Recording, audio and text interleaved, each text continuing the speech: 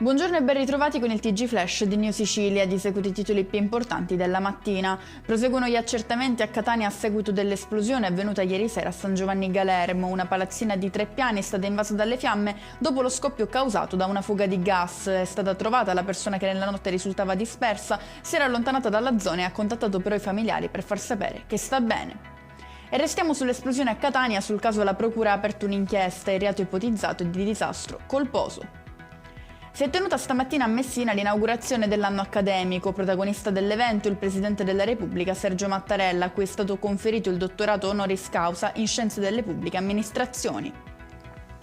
Preoccupa sempre di più l'alto tasso di aggressioni negli ospedali siciliani. Cresce il numero di operatori sanitari diventato bersaglio di una rabbia ingiustificata. Solidarietà e protesta non bastano più, lo hanno detto il segretario generale CISL FP Sicilia Daniele Passanisi e il segretario generale CISL FP Catania Danilo Sottile. In chiusura l'arresto di un 26enne a Catania, proprietario di un garage in cui sono state trovate droga e armi. Determinante nel loro ritrovamento il fiuto dei 2 cani poliziotto portati sul luogo. E con questo è tutto, prossimo appuntamento più tardi alle 19:30. Grazie per averci seguito, buon proseguimento di giornata.